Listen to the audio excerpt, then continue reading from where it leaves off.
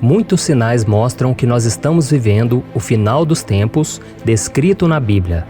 A humanidade está cada vez mais corrompida, as ameaças de grandes guerras são cada dia mais comuns. Os desastres naturais nunca aconteceram com tanta frequência, a fome tem destruído cidades inteiras e novas pragas e doenças têm surgido e acabado com a vida de milhões de pessoas. Tudo isso foi profetizado por Jesus e chamado de início das dores. Mas para aqueles que amam a Cristo, a coisa mais importante a saber sobre o fim dos tempos é que para nós esses acontecimentos significam que a volta de Jesus está muito próxima e logo estaremos com Ele por toda a eternidade. Por isso, em vez de nos preocuparmos, nós podemos viver a cada dia com uma grande expectativa de que esse dia vai chegar. Mas ao mesmo tempo, nós precisamos vigiar. Não é porque nós fomos salvos por Jesus na cruz e recebemos o dom da vida eterna ao lado do Pai, que nós não devemos nos preocupar com a nossa vida espiritual. E é exatamente isso que eu quero te provar no vídeo de hoje, te mostrando os 7 pecados que estão dominando o mundo antes da volta de Jesus, para que você vigie e não os pratique, ok? Mas antes de começarmos, eu quero pedir que você se inscreva aqui no meu canal. É só você clicar no botão abaixo do vídeo, inscrever-se, e do lado vai aparecer um sininho. Clica também nesse sininho para você ser avisado sempre que eu colocar um vídeo novo, tá bom? Então vamos começar. O primeiro pecado, o egoísmo. O primeiro pecado apontado pelo apóstolo Paulo em 2 Timóteo é o egoísmo. E se analisarmos bem, isso já está acontecendo com muita força. Basta uma rápida olhada nas redes sociais para ver que o ser humano está cheio de si mesmo, ostentando aquilo que conquistou, não se preocupando com o próximo e nem com as coisas de Deus. O egoísmo é uma das piores doenças espirituais deste século porque mata a essência do homem e o afasta do Senhor. Ele vai contra os principais mandamentos de Jesus, que é amar a Deus de todo o seu coração e ao próximo como a si mesmo. E infelizmente, o egoísmo está tomando conta do mundo, mas nós cristãos não podemos nos conformar com isso. Devemos seguir os passos de Cristo, que veio para servir e dar a sua vida em favor das pessoas. E você, está disposto a abrir mão das suas vontades para fazer a vontade do Senhor? Pense nisso. O segundo pecado, a avareza. O segundo pecado que o apóstolo Paulo traz em sua carta é a avareza, que nada mais é que o amor ao dinheiro. E em outro momento, o apóstolo Paulo disse: o amor ao dinheiro é raiz de todos os males. Algumas pessoas, por cobiçarem o dinheiro, desviaram-se da fé e se atormentaram a si mesmas com muitos sofrimentos. Você já parou para pensar na quantidade de crimes que são cometidos no mundo todos os dias por causa do dinheiro? São fraudes, roubos, homicídios, guerras. Famílias são destruídas e sonhos são interrompidos por causa do amor ao dinheiro. Mas veja bem, o problema não é o dinheiro em si. Na verdade, ele é uma dádiva de Deus em nossas vidas, para que possamos nos sustentar e ajudar os mais necessitados. O problema é o apego às coisas materiais. E este versículo que acabamos de ler diz que muitos, por amarem o dinheiro, foram atormentados com muito sofrimento. E é exatamente isso que tem acontecido nos dias de hoje.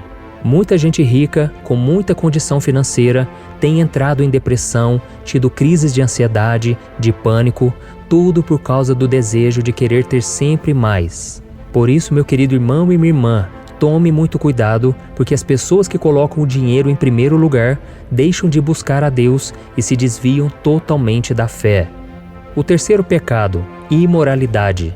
A falta de santidade é um pecado que tem dominado o mundo todo nesses últimos dias, antes da volta de Jesus. E sobre isso nem precisamos falar muito, né? Basta uma olhada na televisão ou nas redes sociais para nos depararmos com cenas cheias de sensualidade e sexualidade. Hoje existem aplicativos que pagam as pessoas por fotos e vídeos sensuais, e no desejo de se ganhar mais, homens e mulheres expõem os seus corpos a desconhecidos sem nenhuma preocupação. Isso sem falar dos sites voltados para pessoas que querem cometer adultério.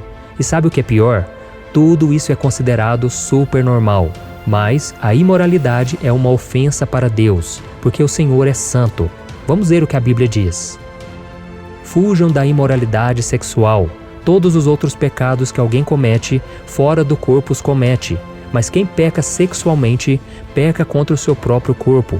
Acaso não sabem que o corpo de vocês é santuário do Espírito Santo que habita em vocês, que lhes foi dado por Deus e que vocês não são de si mesmos?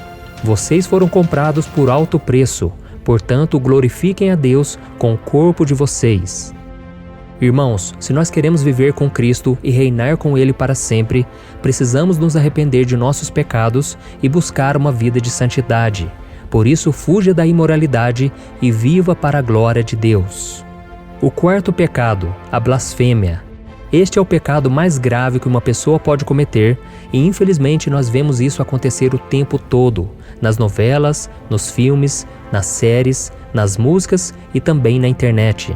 Veja o que Jesus disse: Eu lhes digo, todo pecado e blasfêmia serão perdoados aos homens, mas a blasfêmia contra o Espírito não será perdoada.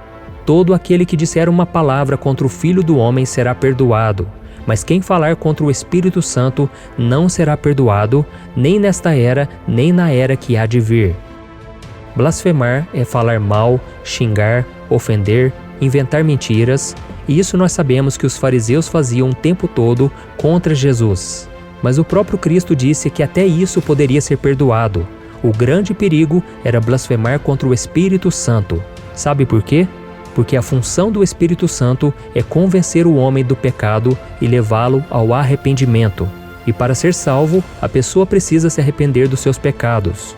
Por isso, quem blasfema contra o Espírito Santo está ignorando o único que pode convencê-lo a abandonar o pecado para receber o perdão. E talvez você esteja aí se perguntando: será que em algum momento eu cometi a blasfêmia contra o Espírito Santo? Meu irmão, se você está arrependido, então você não blasfemou contra o Espírito Santo. Quem blasfema contra o Espírito Santo não se sente mal e culpado e não pretende mudar de vida. Jesus deixou claro que Ele nunca rejeita quem vem até Ele.